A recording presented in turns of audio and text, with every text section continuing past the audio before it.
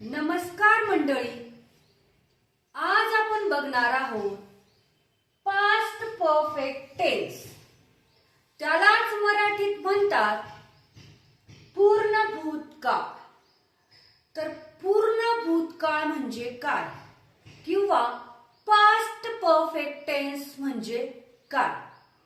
तर एखादी घटना किंवा क्रिया भूतकाळात पूर्ण झालेली असेल तेव्हा आपण पास्ट परफेक्ट टेन्स वापरत असतो किंवा तो पास्ट परफेक्ट टेन्स होत असतो. फॉर एक्झाम्पल, तो क्रिकेट खेळला होता, त्याने पुस्तक वाचले होते, त्याने गृहपाठ पूर्ण केला होता, तो तिकडे गेला होता, तो गावाला गेला होता. हे सर्व वाक्य हे पास्ट परफेक्ट टेन्स मध्ये येतात किंवा पूर्ण भूतकाळामध्ये येतात. म्हणजे त्याने ती क्रिया भूतकाळात कंप्लीट केली होती. पण इथे असाही गोंधळ होऊ शकतो की हे वाक्य पास्ट इंडेफिनिट मध्ये सुद्धा येतात. मग ते कसे? तर बघा, पास्ट इंडेफिनिट आणि पास्ट परफेक्ट मध्ये काय फरक आहे आणि तो सिच्युएशन नुसार आपल्याला कसा ओळखता आला पाहिजे ते आपण बघूया. तर बघा, प्रेझेंट टेन्स आणि पास्ट टेन्स. प्रेझेंट टेन्स चालू आहे, पास्ट टेन्स होऊन गेलेला आहे. तर आत्ता जो होऊन गेलेली घटना आहे ती मी जर आत्ता सांगत असेल की त्याने गृहपाठ पूर्ण केला होता, तर तो झाला पास्ट इंडेफिनिट. पण मी जर म्हटली की त्याने जेवणाच्या आधी गृहपाठ पूर्ण केला होता, म्हणजे पास्ट इंडेफिनिट मध्ये त्याने जेवण केलं आणि त्याच्याही आधी त्याने गृहपाठ पूर्ण केला. पास्ट परफेक्ट म्हणजेच पास्टचाही पास्ट. तर तो कसा?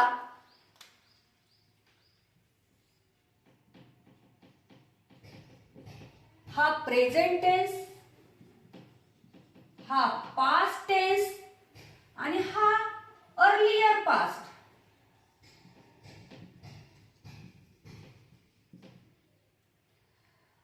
हा प्रेझेंट टेन्स आता मी बोलत आहे. या पास्ट टेन्स मध्ये त्याने जेवण केलं आणि त्याही आधी त्याने गृहपाठ पूर्ण केला.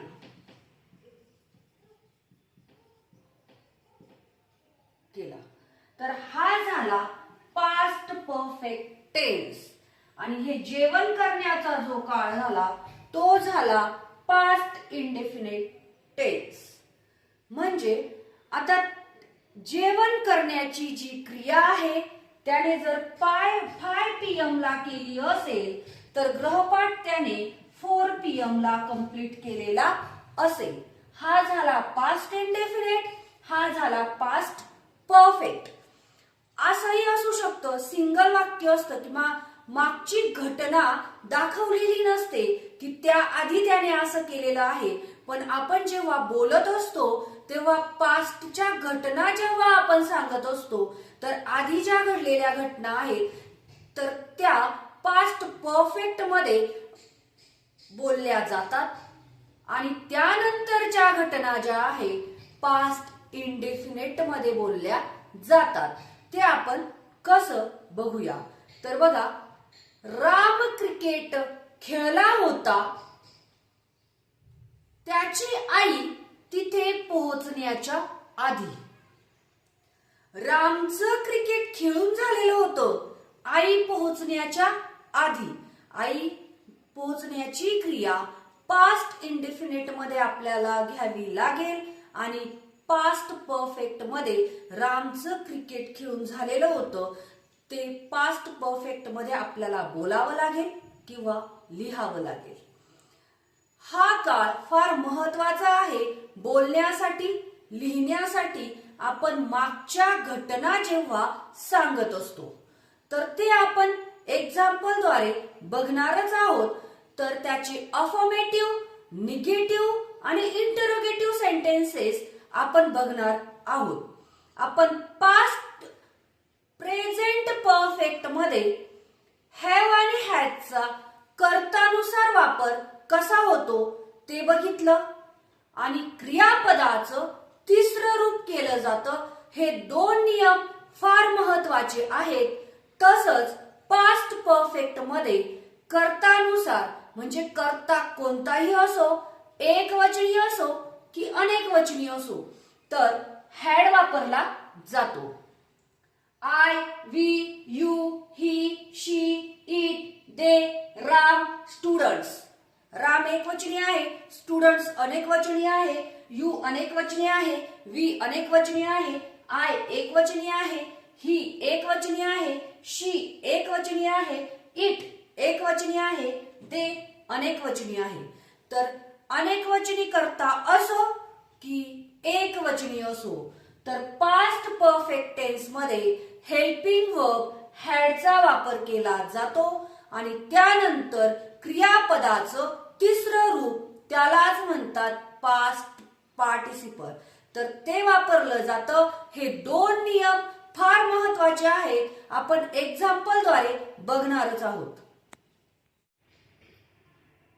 आई तिथे पोहोचण्याआधी राम क्रिकेट खेळला होता. आई तिथे पोहोचण्याची क्रिया झाली, त्याही आधी राम क्रिकेट खेळला होता. म्हणजे रामची क्रिकेट खेळण्याची क्रिया आई पोहोचण्याच्या आधीच झाली होती. म्हणजे पास्ट परफेक्ट टेन्स मध्ये राम क्रिकेट खेळण्याची क्रिया झाली आणि पास्ट इंडेफिनिट मध्ये आई तिथे पोहोचली. हा डिफरन्स समजला पाहिजे. म्हणजे या क्रियेच्या आधी ही क्रिया झालेली आहे म्हणजे पास्ट परफेक्ट ती कंप्लीट झालेली आहे. प्रत्येक वेळेस दोन सिच्युएशन असतील असं नाही. तर बोलताना किंवा वाक्य करत असताना आपल्याला सिच्युएशन समजल्या पाहिजे आणि त्यानुसार त्याच्या अकॉर्डिंग ते वाक्य करता आलं पाहिजे. तर क्रिकेट खेळणारा आहे राम म्हणून आपण कर्ता आधी घेणार आहोत राम. राम कर्ता नंतर येतं helping verb had. Ram had त्याने काय क्रिया केली? खेळण्याची. त्याचं तिसरं रूप प्लेड.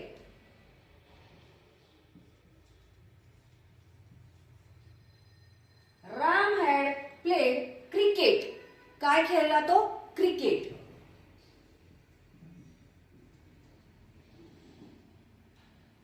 ही क्रिया कंप्लीट झालेली होती बिफोर.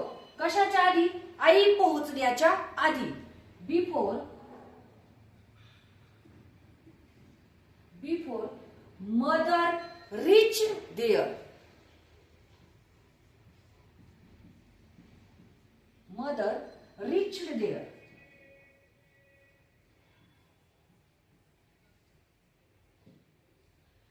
आई पोहोचण्याचा रीचचा पास्ट केला फक्त रीच देअर.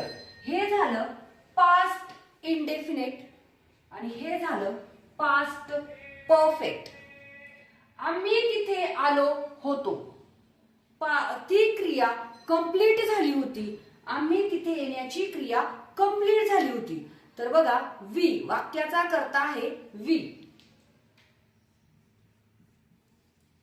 2 नंबरला हेल्पिंग वर्ब हॅड. काय क्रिया केली? येण्याची. कम, केम, कम. कमचा पास्ट होतो केम आणि त्याचं तिसरं रूप कम होत असतं. कम आणि कुठे? तिथे देअर.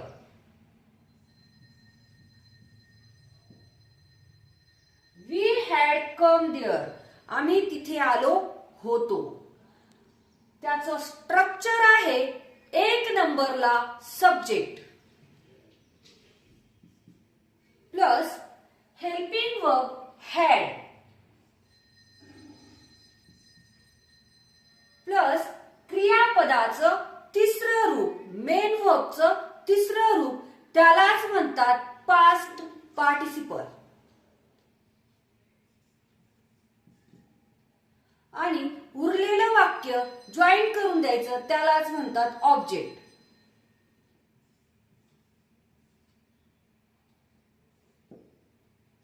हे आहे स्ट्रक्चर. पास्ट परफेक्ट टेन्स मध्ये आपण निगेटिव्ह सेंटेन्सेस बघणार आहोत. नकारात्मक वाक्य. आई तिथे पोहोचण्याआधी राम क्रिकेट खेळला नाही किंवा नव्हता. आई तिथे पोहोचण्याआधी राम क्रिकेट खेळला नव्हता. म्हणजे रामने ती क्रिया आई पोहोचण्याआधी केलेली नव्हती.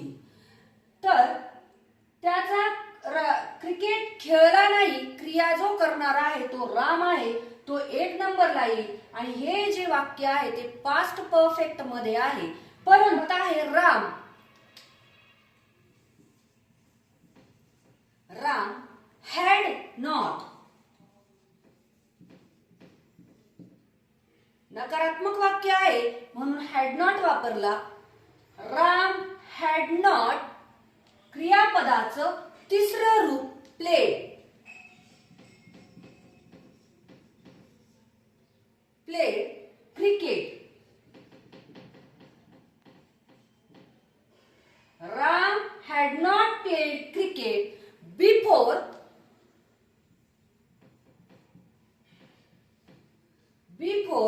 mother reached there.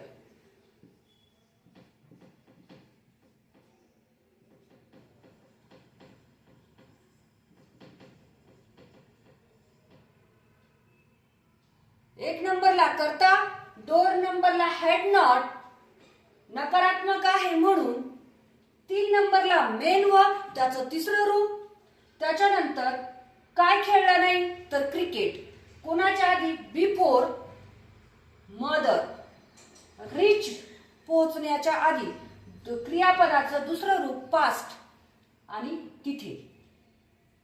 आम्ही तिथे आलो नव्हतो. करता आहे आम्ही म्हणजेच वी. नकारात्मक वाक्य आहे म्हणजेच हॅड नॉट.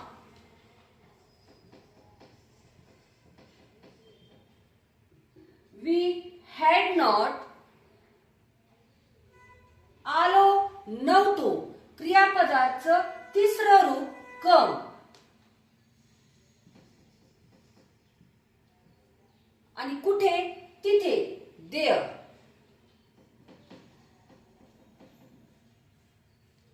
एक नंबरला करता, 2 नंबरला हॅड नॉट निगेटिव्ह आहे म्हणून, 3 नंबरला मेन वर्ब त्याचं तिसरं रूप आणि 4 नंबरला ऑब्जेक्ट. तर त्याचं स्ट्रक्चर बघूया. 1 नंबरला subject plus had plus not plus क्रियापदाचं तिसरं रूप पास्ट पार्टिसिपल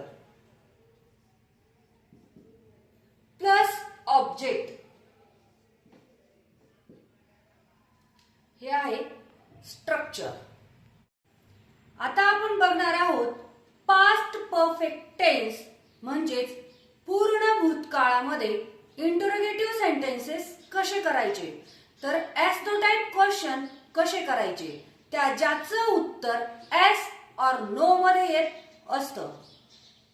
आई तिथे पोहोचण्याआधी राम क्रिकेट खेळला होता का? म्हणजे रामची ती क्रिया झाली होती का पूर्ण? तर तो प्रश्न आपण करतोय त्याचं उत्तर एस और नो मध्ये येणार आहे. तर प्रश्न तयार होतोय आणि वाक्याचा कर्ता जरी राम असेल तर 1 नंबरला येणार आहे हॅड.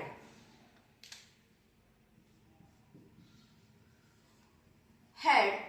2 नंबरला राम आणि 3 नंबरला मेन वर्ब म्हणजेच क्रियापदाचं मूळ रूप, त्याचं तिसरं रूप, क्रियापदाचं तिसरं रूप प्लेड.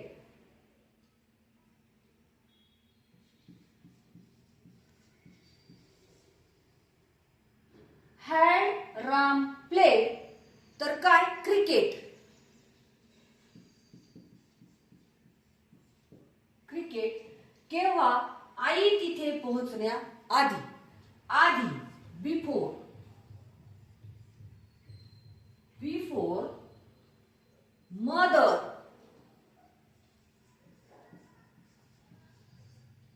Before mother. आता पोहोचण्याची क्रिया म्हणजे रिच आणि त्याचा पास्ट होतो reached. Reach there. Question mark. Had Ram played cricket before mother reached there म्हणजे रामचं क्रिकेट खेळून झालेलं होतं का आई पोहोचण्याच्या आधी? आम्ही तिथे आलो होतो का? तर वाक्याचा कर्ता जरी आम्ही असेल तरी हॅड एक नंबरला प्रश्न तयार होत आहे म्हणून.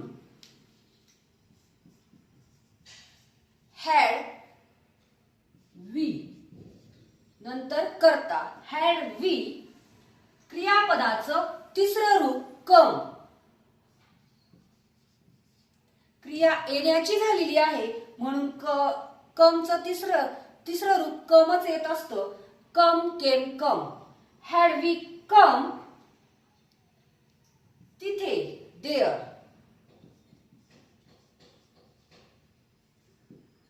Question mark. प्रश्न तयार झाला.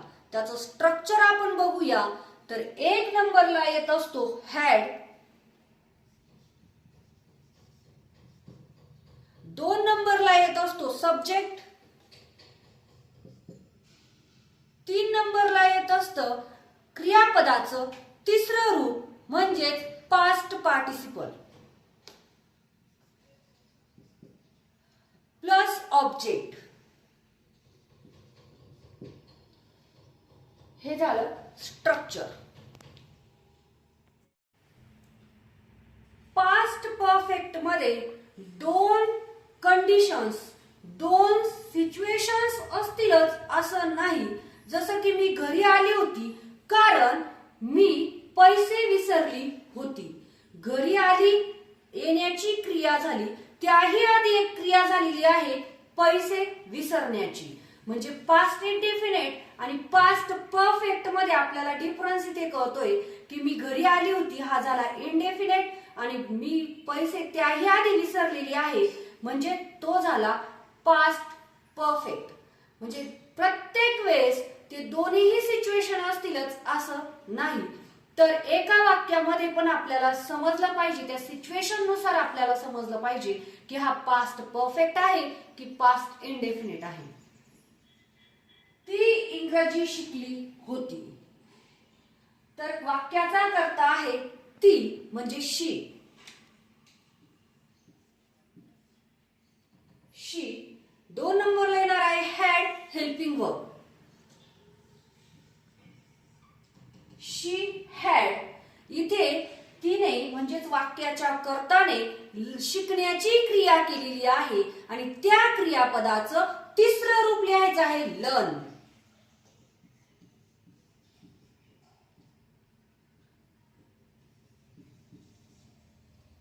इथे ईडी लागलेला आहे. ईडी लागला म्हणजे ज्या क्रियापदाचा पास्ट ईडी लावून होत असतो त्याच क्रियापदाचं तिसरं रूप ईडी लावूनच होत असतं. म्हणजे शी हॅड लर्न काय तर इंग्लिश.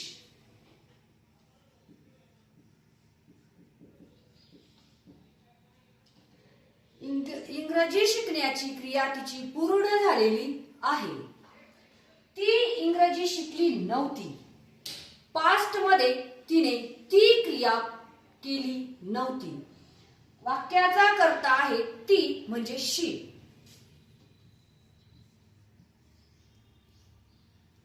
शी हॅड नॉट येणार आहे, निगेटिव्ह सेंटेन्स आहे म्हणून.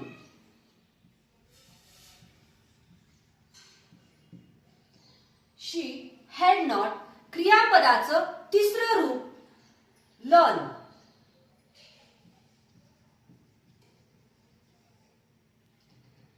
आणि काय तर English.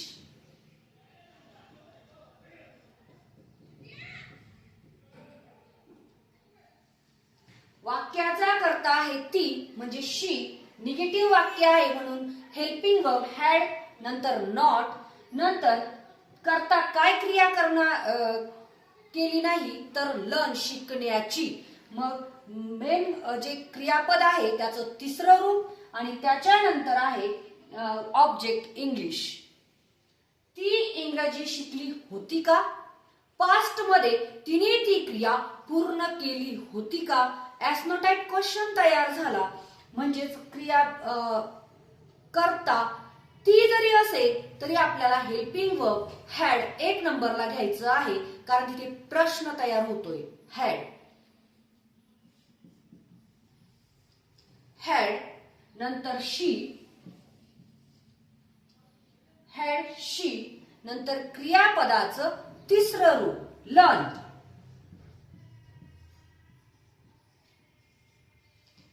Had she learn English, इंग्रजी.